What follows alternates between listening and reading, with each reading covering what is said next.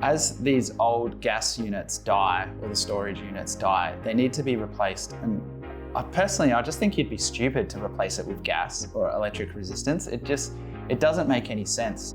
When we were doing our showroom fit out, we had a box out the back. We had a box out the back and you said, what's in there? And I said, I don't know, Karl. And you said, let's open it. Okay, cool. So we got the crowbar out, we opened the box and there was a unit that looked very similar to an iStore in there. Yep. It was black and it was labeled Reclaim. Indeed. What was that about?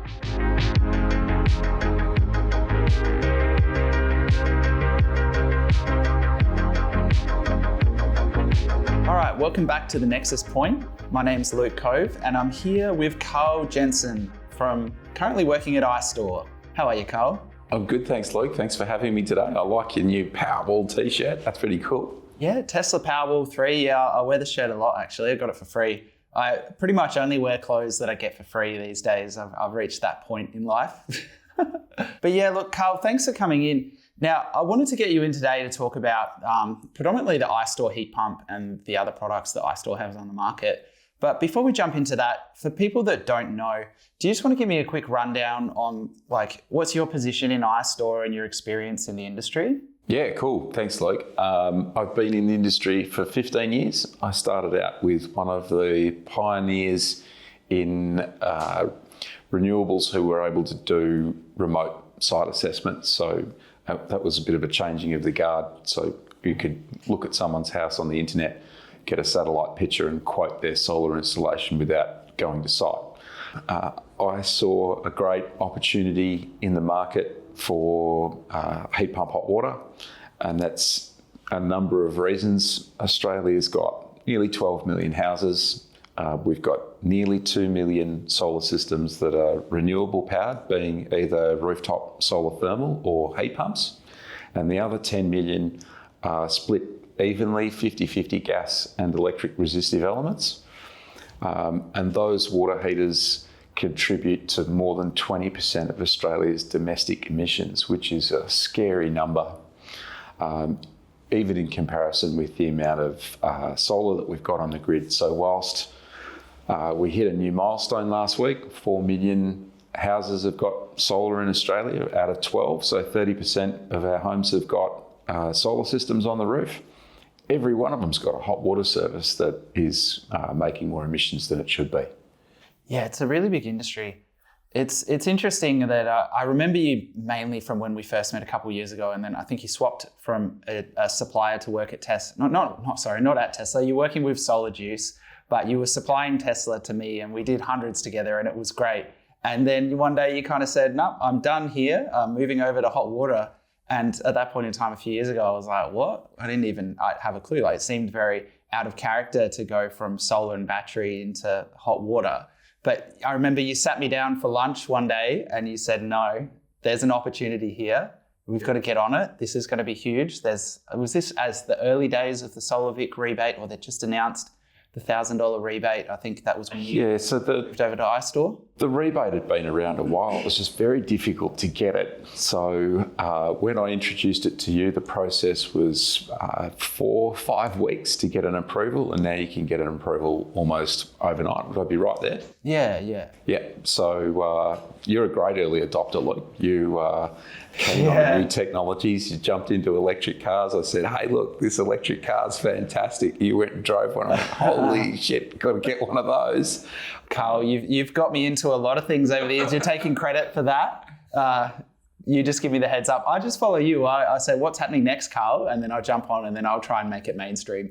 Yeah, look, well, what is next? I think what is next actually is really, really important. I've found myself looking at so many different platforms for the different renewable technologies in my house that it's become difficult to manage.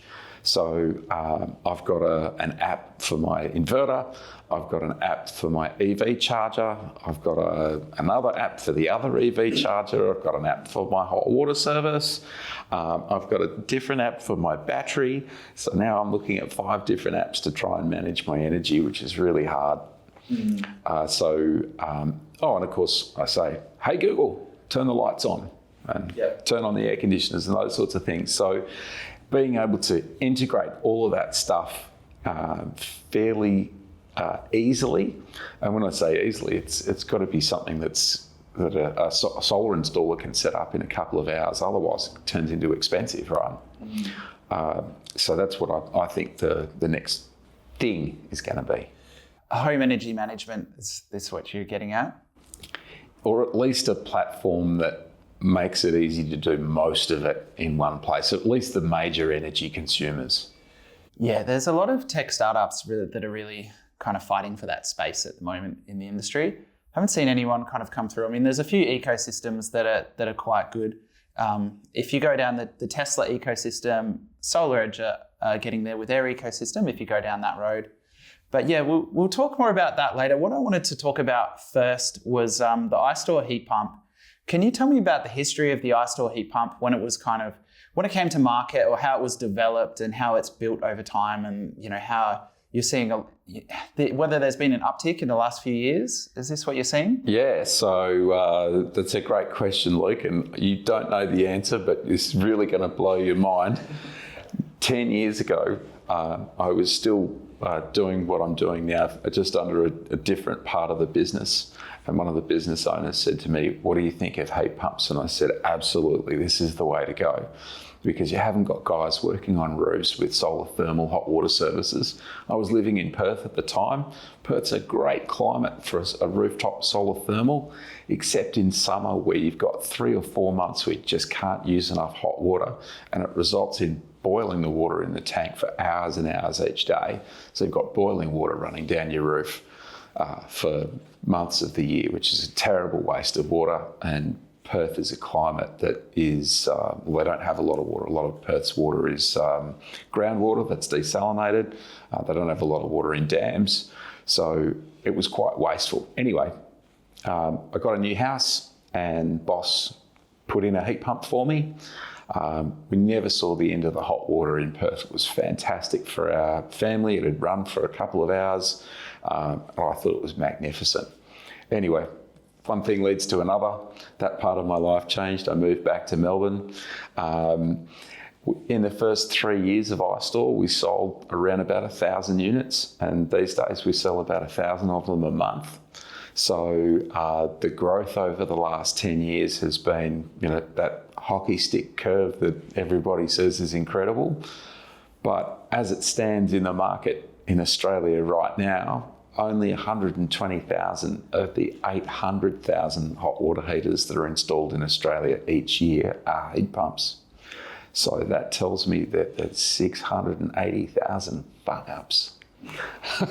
So those things we install will be creating emissions for at least 10 years. And of course, Saul Griffith's written a great book about it, 101 million machines to get rid of in Australia. Hot water services that are gas and electric fit into that category. It's crazy when you talk about the difference between gas and electric, and one of the reasons why we think hot water is going to be a big industry over the next 10 years is as these old gas units die, or the storage units die, they need to be replaced. And I just think you'd be stupid to replace it with gas or electric resistance. It doesn't make any sense. So I can see every hot water unit in Australia needing to be replaced in the next 10 years, which means it's a huge job. Yeah, so just Victoria alone, we've got 2 million gas hot water services out of the 5 million that are across Australia. So, 80% of Victoria's hot water is gas. And of course, gas has a great history in Australia. 55 years ago, they basically built the first gas wells out in Bass Strait. And they said this is a magnificent opportunity for Victorian industry because there's enough gas here to last for 50 years. That was 55 years ago. So we're well and truly on borrowed time now. And using gas to heat water is really dumb if we are still using it in industry, which we are, for process heat, where you need 800, 900,000 degrees. Gas is great for that, but for heating water, it's a waste. It just seems like such a short-term solution. And I'm interested to see what happens in the future. I mean, you look at in America at the moment, we have old drill baby drill. You know who I'm talking about, wants to bring gas back. which, yeah, I think even they know it's a short-term solution to maybe put them in a better financial situation, but I just can't see how it's going to be beneficial for them in any more scale than a couple of years. But yeah, look, it's interesting to see iStores really picking up, and when we jumped on a couple of years ago. So can you just give me a quick rundown now? In Victoria, we have the Solar Vic rebate, $1,000, and we have the STC rebate, and we have the VEU rebate, the VEECs. So that's about, what's it, $2,000 on an average? Yeah, it's at least $2,000. A word of caution there for your listeners, Luke. This is the first year where we dropped 4 STCs between this year and next year. So January the 1st, all heat pumps in the market will drop 4 STCs, whereas previous years it's only been 3. And that's because a heat pump typically saves 2.9 tonnes of emissions. Hence, if I add that up enough times, I need a 4 in there sometimes. So that rebate's going to decrease by $150 over Christmas. Yeah, okay. What rebates are there around Australia for people listening outside of Victoria? Yeah, good question. New South Wales has got a scheme that's very similar to VEECs, which is a little bit less money. Queensland's got nothing. Northern Territory's got nothing. Western Australia's got nothing. And South Australia has got a scheme that's similar to Solar Victoria if you disconnect from the gas network. And that's paid for by responsible entities. They've got targets to meet. So if I had 20,000 certificates, I could trade until I hit my 20,000 certificates obligation, and then I'd just stop. So they're a little bit jumpy in South Australia with the rollout, as opposed to Victoria, where Lily's basically said, go for it. I'll provide as many rebates as you guys can use. Yeah, that's good. It's good to see people getting behind the electrification. Some states taking a little bit longer than others, but yeah, I think Victoria is probably leading the charge. I hear New South Wales are really catching up with electrification. I think Queensland are maybe going to take a little bit longer with their electrification journey. They seem to be a little bit more on the other side of the fence currently, but they definitely have a big uptake with solar there, so I think they will come around. So I wanted to keep moving. I had a question about the iStore heat pump. Now, there's a lot of heat pumps on the market. There's some really, in my opinion, there's some really bad ones out there, and there's some good ones too. Where do you think iStore sits in the market? I'm very, very lucky, Luke. Just like selling Tesla Powerwalls, they were the best in the battery space. iStore heat pump was the best in the heat pump space. Ultimately, there are some manufacturers out there in the market that overstate their performance. I'm always one to under-promise and over-deliver. And most heat pumps are good heat pumps. It's just they come in 3 different main sizes. One's only got 2 kilowatts of heating power, one's got 2.7, and one's got 4 kilowatts of heating power. The iStore fits into that high-powered category. That basically means that it heats the water faster, it recovers faster. So if I have a small heat pump and a large load, it needs to run a long time each day. So if they all run the same number of hours, the one that's got the most heating capacity, that takes the least amount of time to heat the water, is going to last the longest. And that's what we've found at iStore. We've been installing heat pumps now for 10 years, or selling heat pumps to the market for 10 years.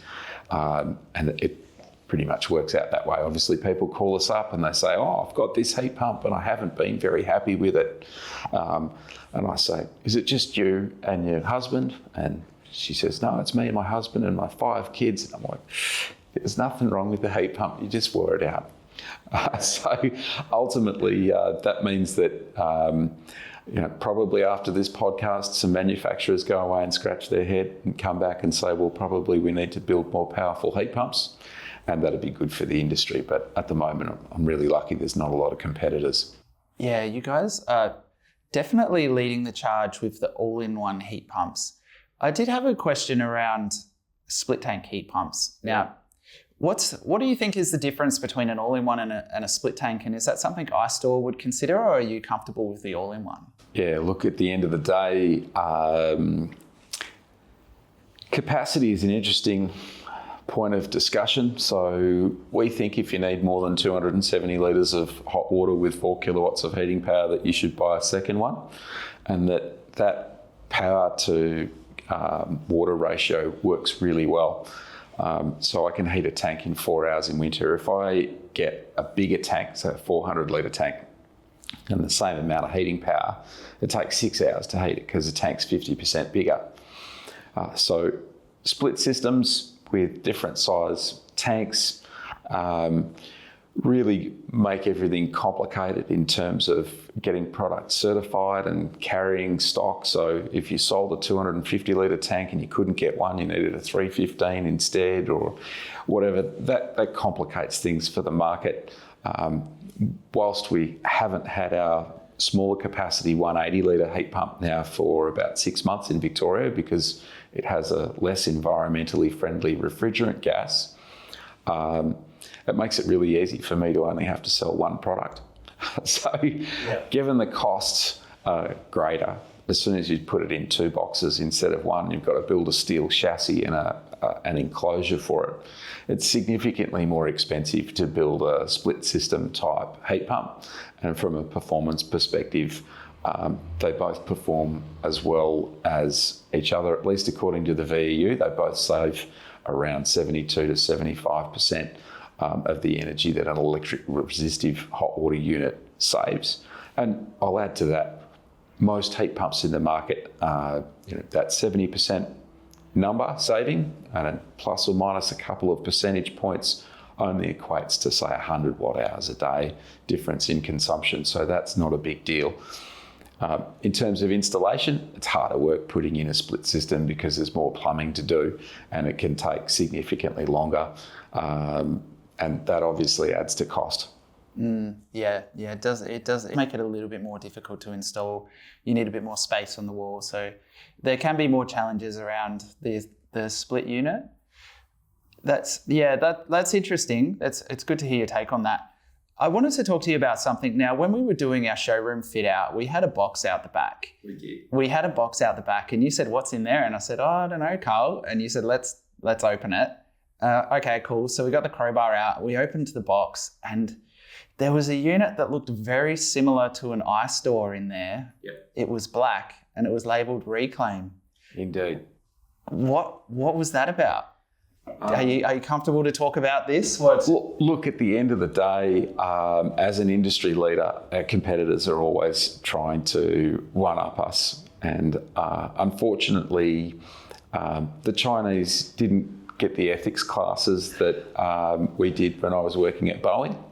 And the ethics class says if someone pays to develop a product, it's their product, it's not somebody else's. So it was a couple of phone calls and ultimately I believe that they're no longer offering the equivalent product to the iStore. Yeah, it's wild. So basically there was a Reclaim. It appeared like Reclaim had gone to China and basically got the same unit and then made it black. Basically got an iStore, made it black and rebadged it Reclaim. Is that what happened?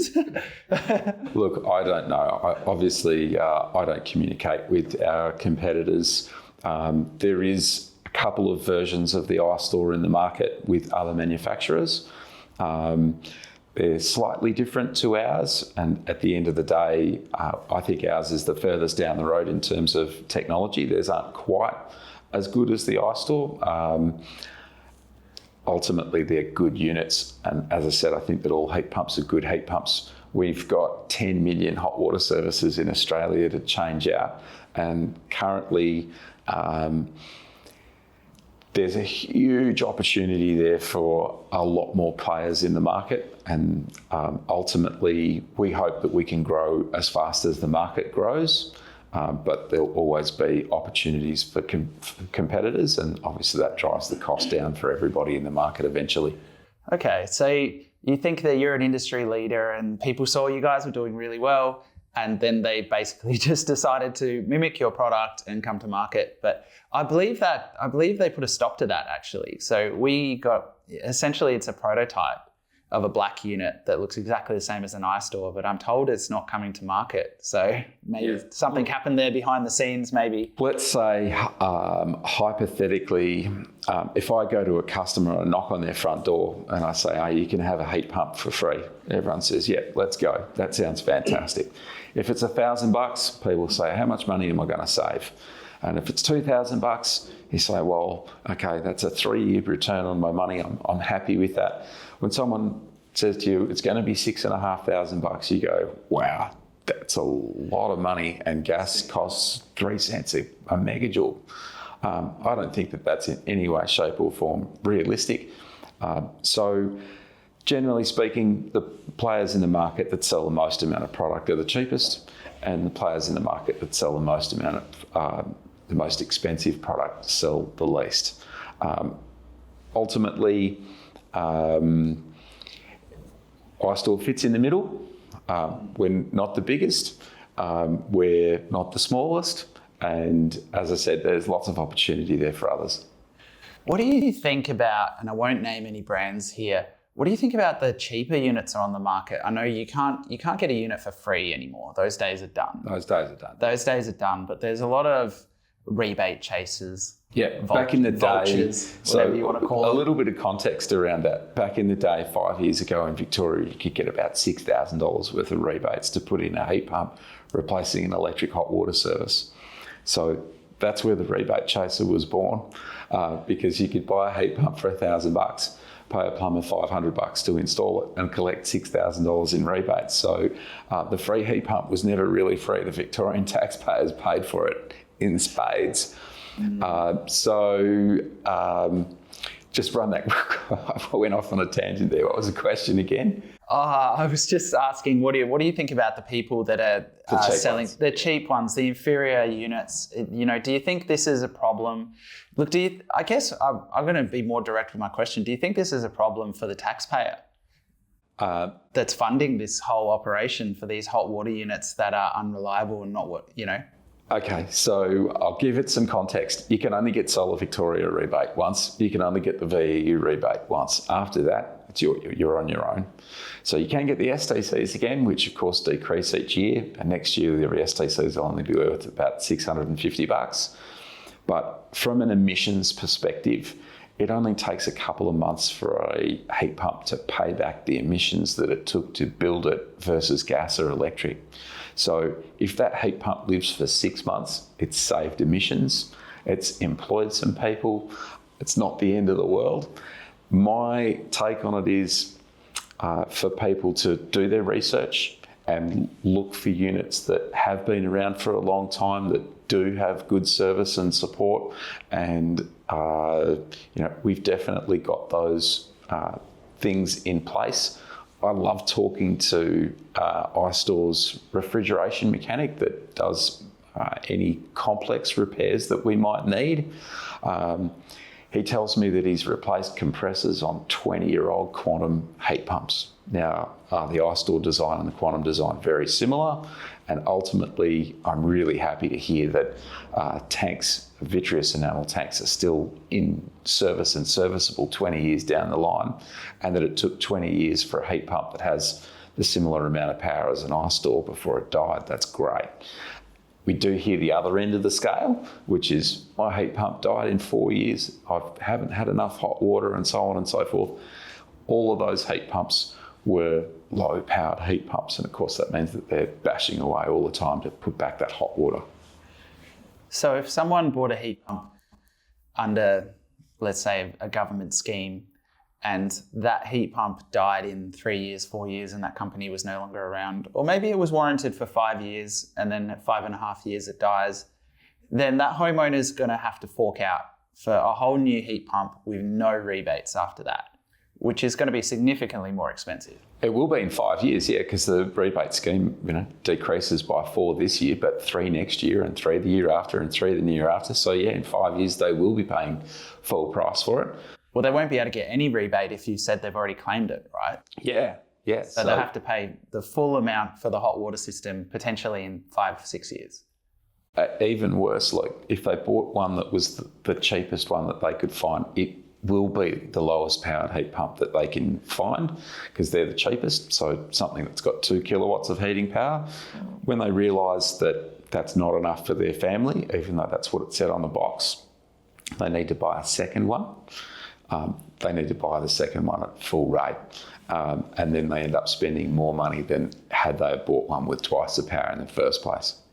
One thing I've noticed about people in general, not everyone, but a lot of people, is they kind of think in time. They don't think through time in the sense of they don't think really too far into the future. They just think, oh, I'm living here with my wife and 2 kids now and that's it. And all I need is this. I don't want anything bigger because that's all I need. And then all of a sudden they might have another kid rock up, or maybe a family member might get old and then they have to look after a family member and their family size increases without them really predicting it a couple of years down the track.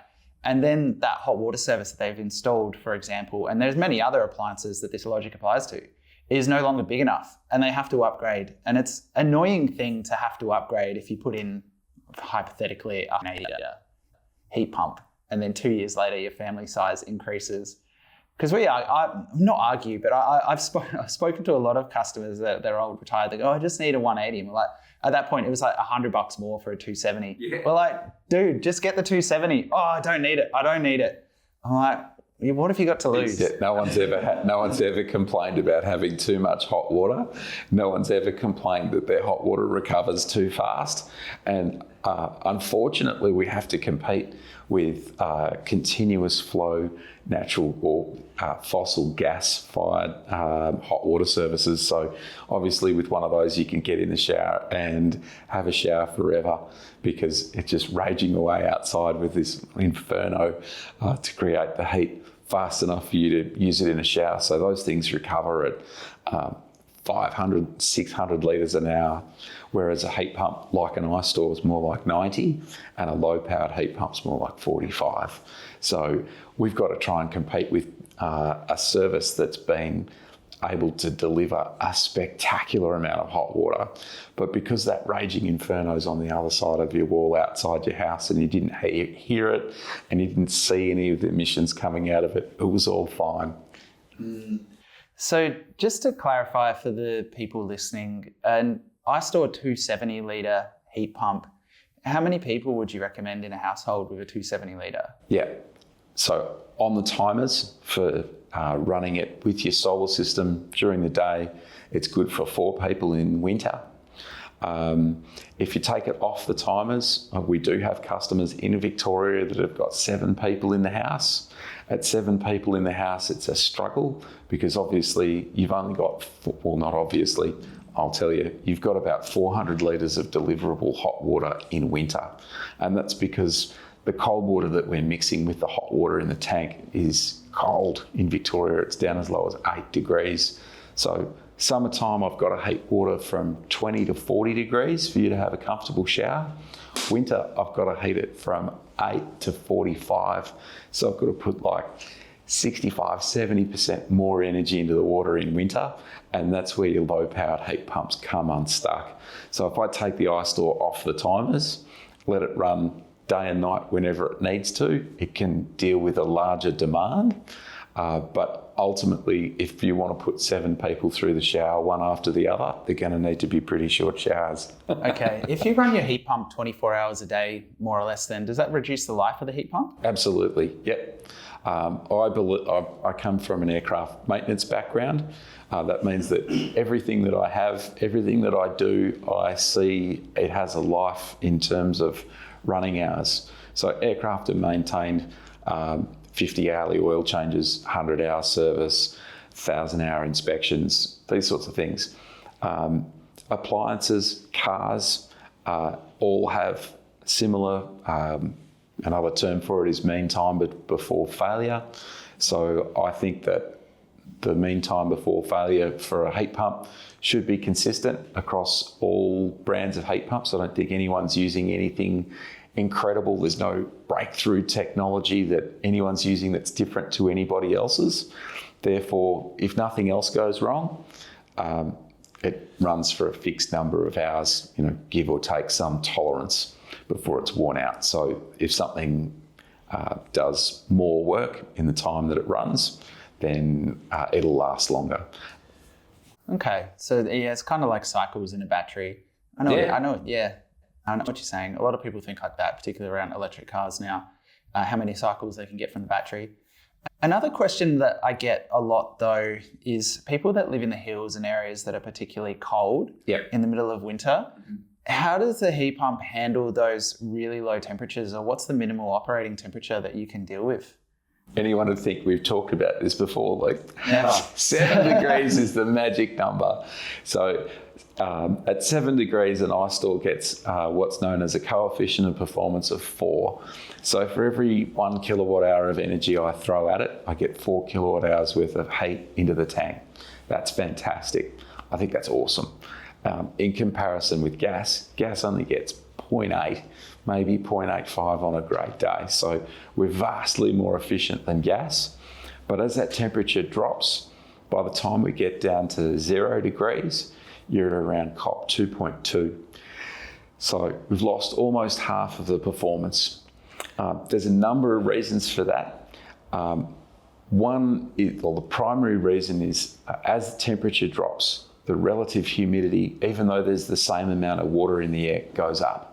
So I end up with, let's say, 20 degrees, I've got 50% relative humidity. If I cool that same air down to 0, it ends up at 95% relative humidity. So there's a lot of water in that air. And what happens is the evaporator needs to be below ambient temperature by about 10 degrees. So by the time I get down to 0 outside, the evaporator, which is harvesting the energy from the air, it's at -10. And any water in the air, doesn't matter what kind of refrigerant gas I've got, will freeze on those coils. And because it's freezing on those coils, eventually the airflow stops. And I have to melt that water out of the evaporator again before it can restart and go again. And people notice this with their air conditioners. The handful of days in Melbourne where it's really cold morning, they say, oh, my air conditioner doesn't work. It's turned into a big block of ice outside. Answer for that is put on a jumper, wait a couple of hours, and then turn the heating on when it's a bit warmer outside. Heat pumps are great like that in that I don't have to run them at 0 degrees because they've got a large volume of stored water, so I can run them during the day when the temperatures are warmer than 7 degrees. And if I look at Victoria, the coldest place that we've got for the average daytime mean temperature is Mount Buller, and it's 4.9 degrees. 4.9 degrees, still getting COP 3.5, and that's in alpine country. So the efficiency is down, but the unit will still work. It'll still be able to deliver hot water. And I think that's the thing is when temperatures are that extreme, you understand you are going to use more energy, particularly if what you're looking for is heat one way or another. So you are going to use more energy. But I think what people really want to know is on a freezing cold morning, are they going to have a hot shower? Yeah, we've got 270 litres of stored water in that tank at 60 degrees. So let's say it heated up the night before, no one had a shower. In the morning, I've still got say 57 degrees hot water in the tank. I mix that with some cold water. I've got 400 litres of water that I can put through the shower. So if I had a 7.5 litre a minute shower head, which is a fairly standard water saving shower head these days, I've got about 55 minutes in the shower before the hot water runs out, even with it not running. So that's a pretty long shower. Unless I had 5 people in the house, then it's 10 minutes a pop. And of course, if one of them goes for a 20-minute shower, then, someone misses out. Yeah. So iStore's been getting really popular in the last year or two. I'm noticing a lot of other companies offering it as well. How are you guys managing kind of quality control of all of the installers? Like, do you have a onboarding system with installers, or are people buying through wholesalers? Do you have any kind of quality assurance? Are you auditing any of these? What are you doing there to maintain quality as you increase the volume of installations? Yeah, well, as you found out yourself, Luke, not all plumbers are created equal, and not all customers are equal either. So usually the problems that we experience are with the customer's plumbing, not necessarily with the iStore. And fortunately, our tech support team at iStore is made up of half a dozen plumbers. So they take it in a rotation on the phone support line for us. And anytime a customer's got a problem, they can call us up and we can help them get through the problem. normally not a problem with the iStore. It's some other plumbing problem within their house. But the fact that we've got that expertise there makes it really easy for the end users to get a solution. Yeah, common complaint that we get from some people is with moisture coming out of the PTR valve. Yep. Is that a normal thing? Yep, normal for all heat pumps, all hot water services actually. Okay. What happens in a gas, let's say I had a gas storage system, it would recover at close to 200 litres an hour. So as I'm in the shower, it's able to almost keep up. So the pressure that's building up in the tank from the fact that I've got a raging inferno underneath the tank is actually being dissipated by the fact that the water's coming out of the tank. But when I slow it down and I need to reheat the water over, say, a 3 or 4 hour period and no one's turned the tap on, little bubbles form on the inside of the tank, just the same as when you turn the kettle on and look at the element, there's little bubbles forming on the element. Same thing happens inside your water heater, and those little bubbles take up space, more space than the water, and so the pressure inside the tank goes up, and that's what the PTR's for. So it will generally drip after about an hour of running, and then once the unit's stopped heating, then it might run for another 10 minutes or so, and then it should stop. But PTR valves, nightmare for all heat pump manufacturers, all hot water system manufacturers. Obviously, we don't make it ourselves, and it's probably our number one point of failure within that 5-year period. So the valve's only warranted for a year. Unfortunately, it is a consumable part. And whilst I don't encourage people to go to Bunnings and buy one and install it to themselves, if you could use a spanner, you could probably do that. Yeah, okay. I wanted to talk about refrigerant as well. So you guys previously had the R134A refrigerant, and now you've moved over to the R290. Now, that was a regulation change, correct? Yeah. So tell me about that. How was the process transitioning? Was that hard to change to a new refrigerant, get reapproved and everything? It was really hard. So we anticipated that process would take about 6 months.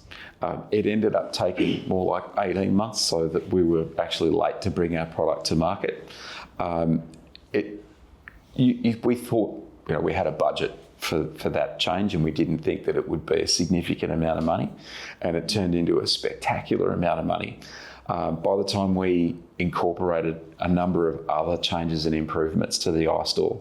So with 10 years of experience, we know what our customers want. We know the things that have caused us pain and suffering and failures and so on over the journey. And that experience enabled us to improve on all of those parts. So there were more than 70 changes to the iStore from the old model to the new model. A byproduct, it got bigger. So the heat exchanger that harvests the energy from the air with propane needs to be much bigger.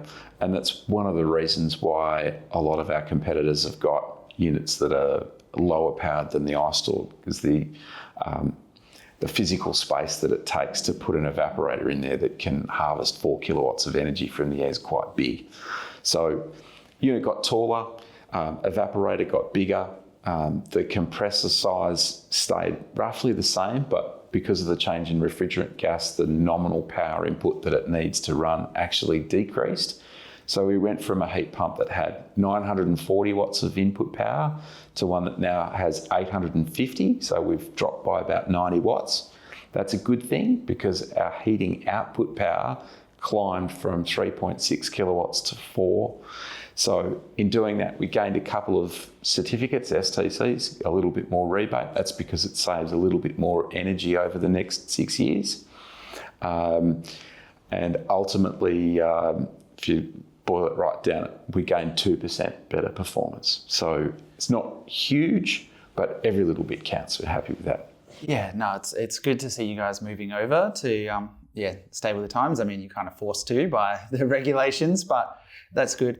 One thing we get on Facebook, there's been a few arguments between some people in the comments on Facebook about the claim that and hot water, all hot water's heat pumps kind of do it. The claim that the iStore is 400% efficient. And now someone goes, well, you can't be more than 100% efficient. And I think you actually touched on it before, and I wanted to pull you up on it. But Do you just want to quickly explain how the iStore is actually 400% efficient, the logic there? 400% at 7 degrees. So heat pump manufacturers rate their heat pumps typically at 19 degrees. And at 19 degrees, an iStore gets COP 4.85. That means that it's 485% efficient.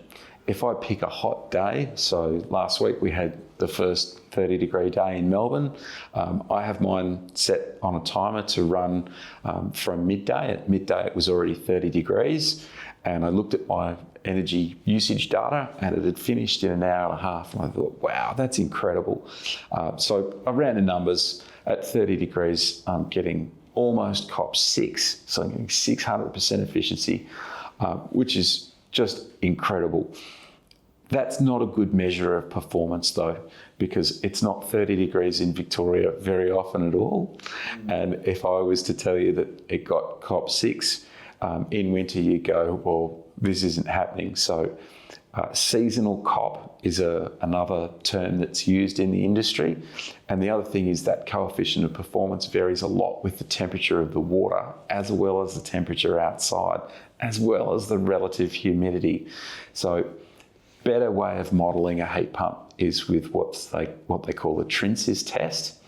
And it's put in a laboratory. Our heat pumps are tested in Australia. We want to know that you're getting a high performance heat pump as well. And it's not that we don't trust overseas labs to test our products, but they get tested here in Australia by Vipac, and Vipac tests a number of brands here, and hence we think that that's a reasonable place to get it done. It's a NATA certified lab.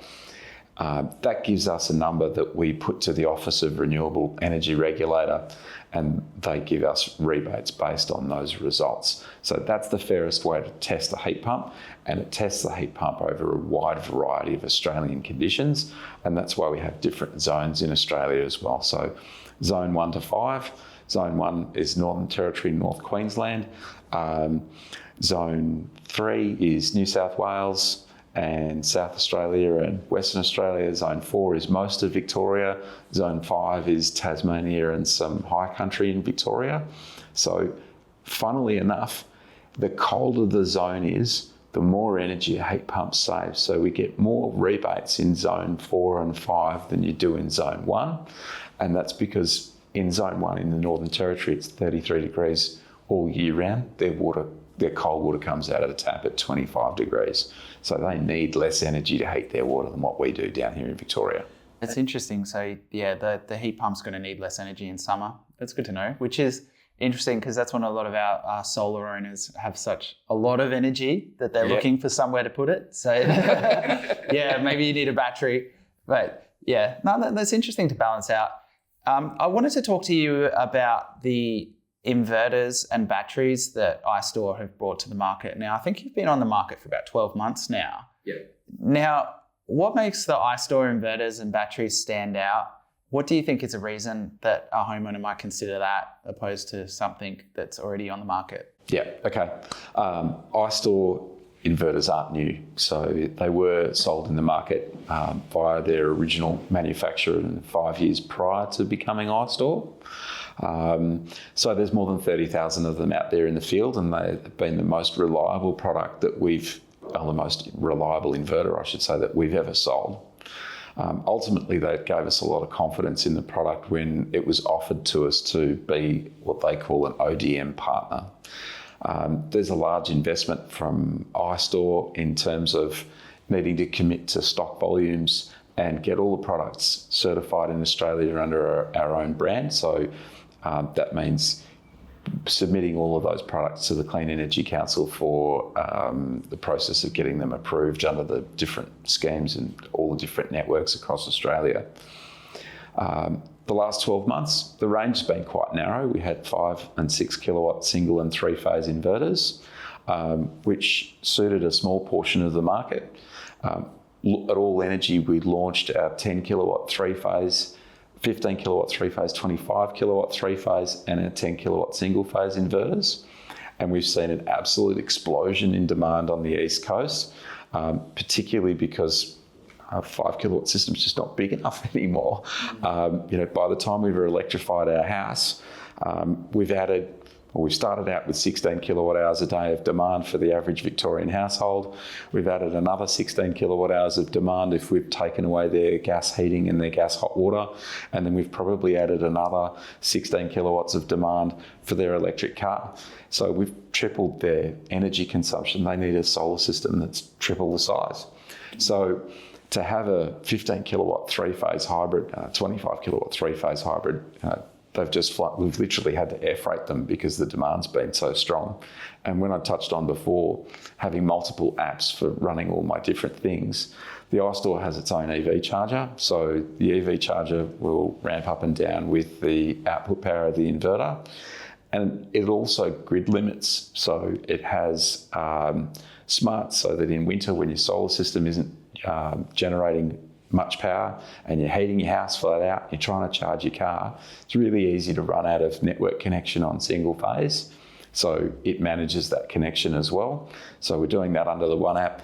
The heat pump gets added to that app in January. So customers will be able to go to their Universe app and change the times when their hot water service runs, so they can match that with their solar as well. And on top of that, we're compatible with Catch Power and Village. Village is a great bit of kit. It enables people to integrate with services like Amber and participate in the wholesale energy market.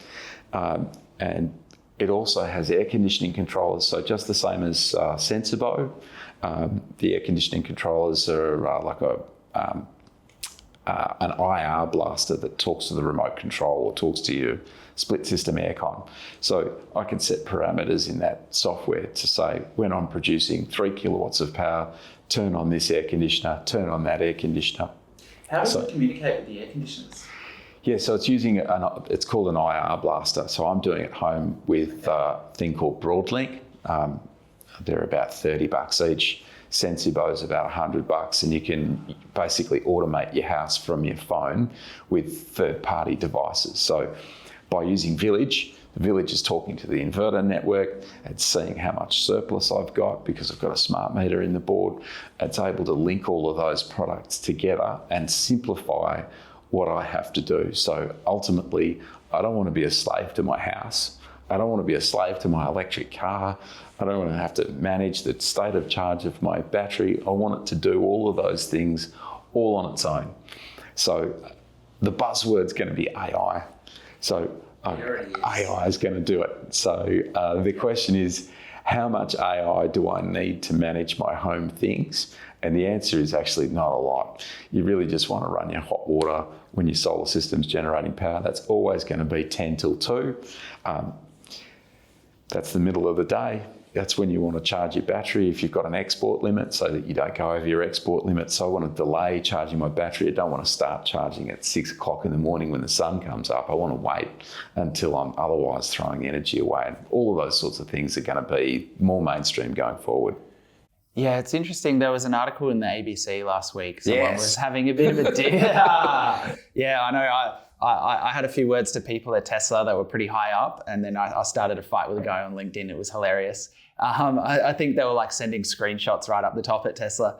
But the guy, he was from a company that does, it seems like home energy management, and he was looking for interoperability of this Tesla Powerwall systems, which essentially I think means open up the API so other apps can control it, or customers can control the battery themselves. Because like for Tesla, for example, they can sign up to a VPP, but they can't necessarily tell it like with a button, charge or discharge. I'm not sure if they can with Amber. But is that something that you guys are looking at to giving, I know you said AI doing it, but a lot of customers are actually want that control themselves, whether they're going to use it or not, but they want to be able to do it. Is that something that you're going to give customers the power to say, dump the battery to the grid, or is that something you're going to retain that power? It's funny. That's why I have an iStore on my house, because I can do those things.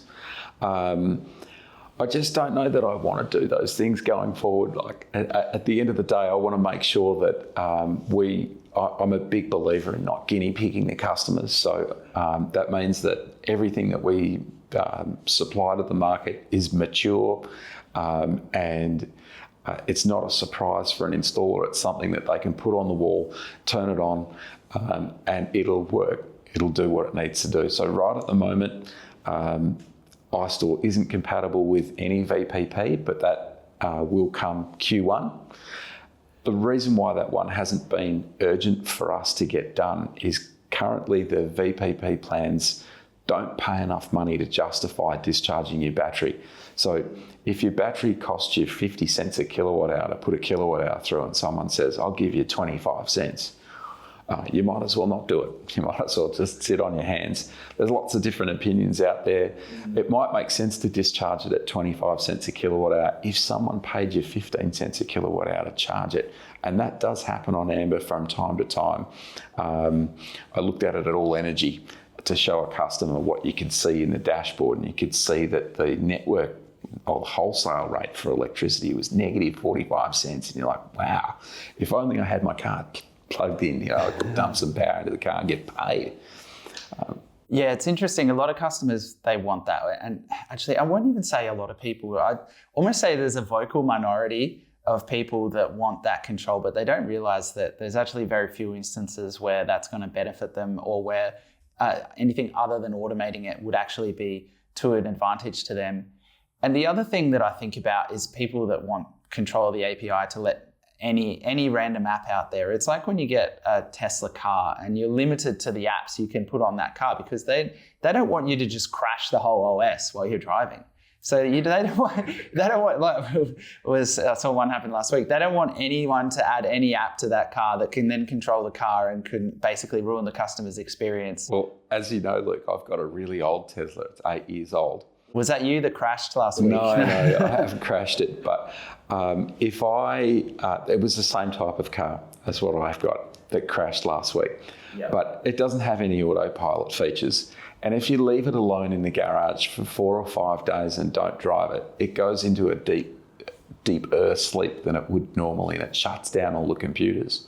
So when you get in the car, it's dead. And of course, because you're driving the car every day normally, you get in, everything comes to life immediately. When you get in and nothing happens, and you're pressing buttons and nothing happens, very, very scary.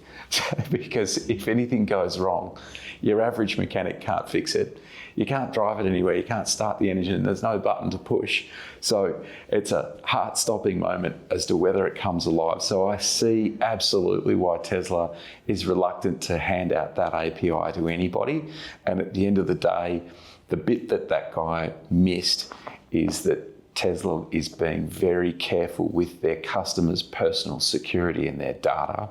And I think that that's important too. So it's one of the things that we did with iStore. We managed the data and the monitoring ourselves. So that's not managed by the factory at all. It's handled by us, and all the servers for that are in Singapore.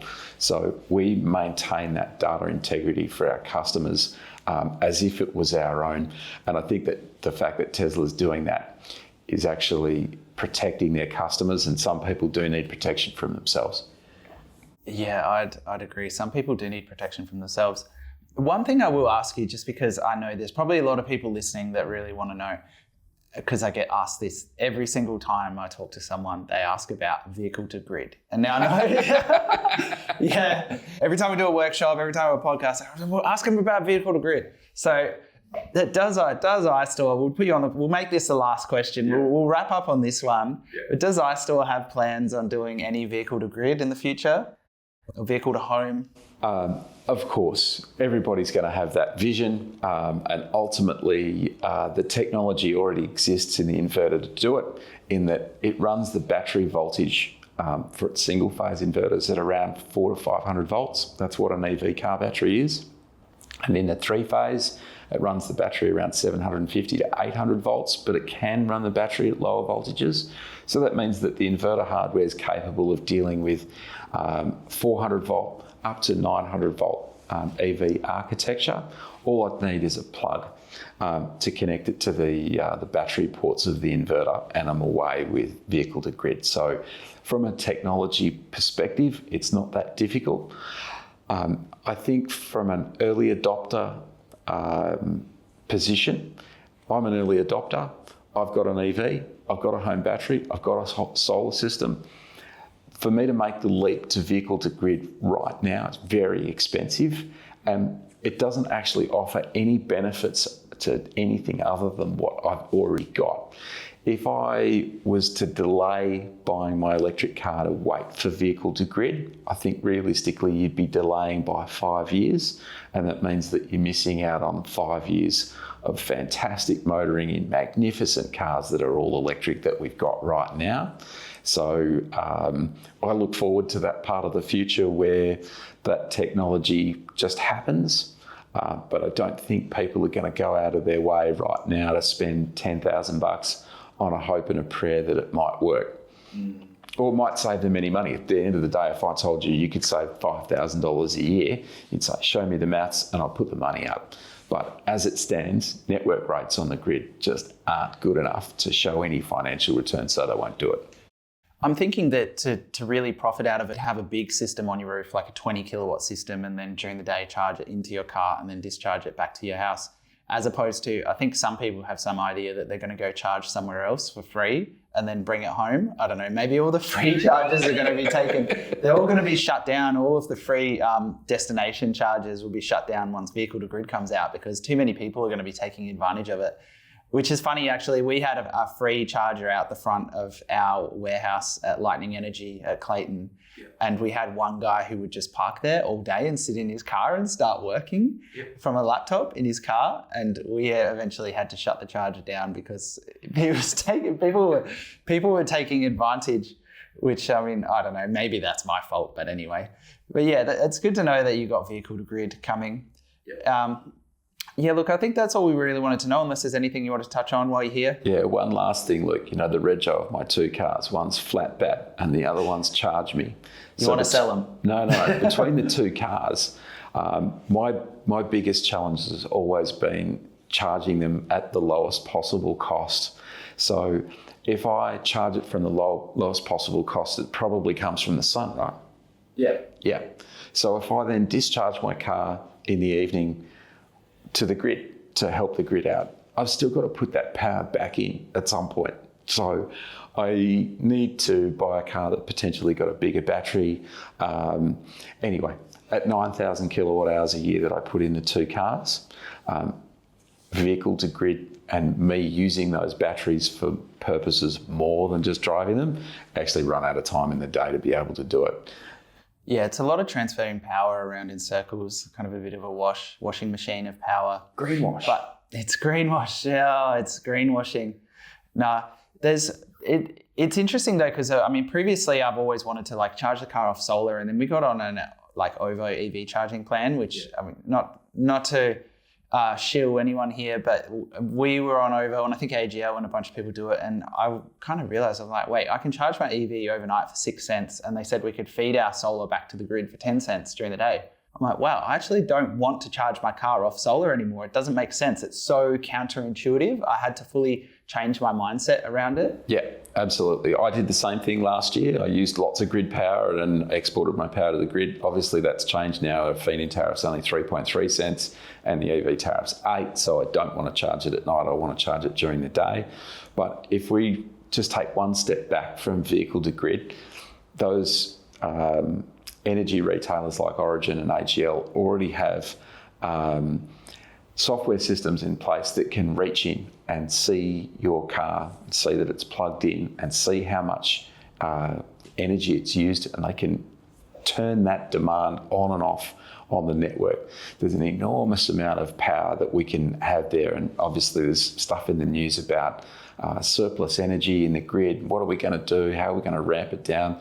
I think the best thing that Australians can do right now is go out and buy an electric car. That kind of fixes a lot of problems, I think, if there's too much energy in the middle of the day. Just charge up the cars. Yep, we've got a lot of cars. Well, we're getting there. Yeah, we're definitely getting there. I've got a few, as you know. My team, my sales team are the luckiest people in the world. They get to drive around in brand new Teslas. Yeah, look, at the end of the day, Australia typically sells 1 million new cars a year. And if we're lucky to sell 100,000 electric cars, if that was 1 million EVs, we've still got 20 million cars on the road.